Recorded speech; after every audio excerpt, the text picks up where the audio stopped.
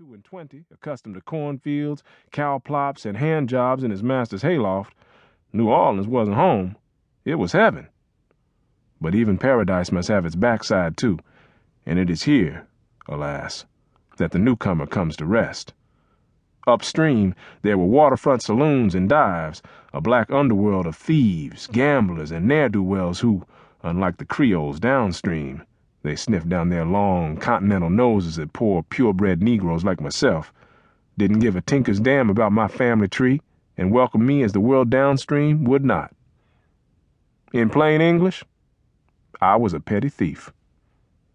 How I fell into this life of living off others, of being a social parasite, is a long, sordid story best shortened for those who, like the Greeks, prefer to keep their violence off stage.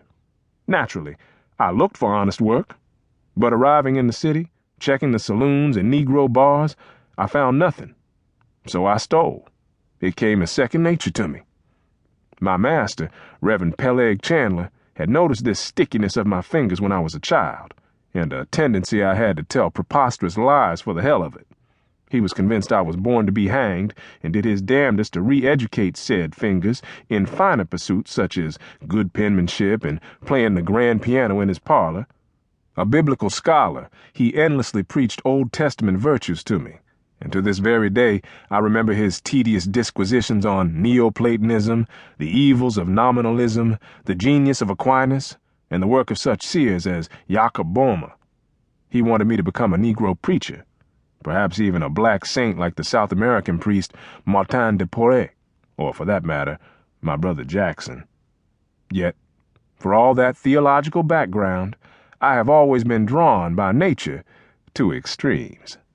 Since the hour of my manumission, a day of such gloom and depression that I must put off its telling for a while, if you'll be patient with me. Since that day, and what I can only call my older brother Jackson's spineless behavior in the face of freedom, I have never been able to do things halfway.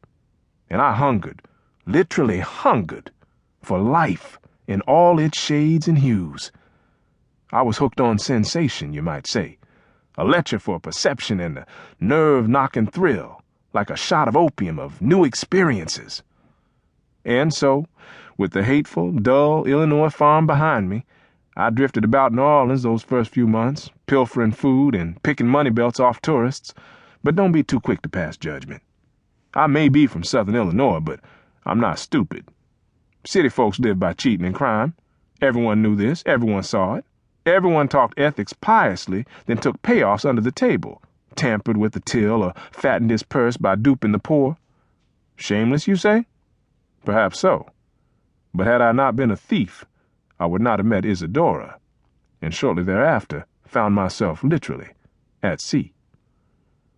Sometimes, after working the hotels for visitors, or when I was drying out from whiskey or a piece of $2 tail, I would sneak off to the waterfront, and there, sitting on the rain-leached pier in heavy, liquescent air, in shimmering light so soft and opalescent that sunlight could not fully pierce the fine, erotic mist, limpid and luminous at dusk, I would stare out to sea, envying the sailors riding out on merchantmen on the gift of good weather, wondering if there was some far-flung port, a foreign country, or island far away at the earth's rim where a free man could escape the vanity city folk called self-interest, the mediocrity they called achievement, the blatant selfishness they called individual freedom, all the bilge that made each day landside a kind of living death.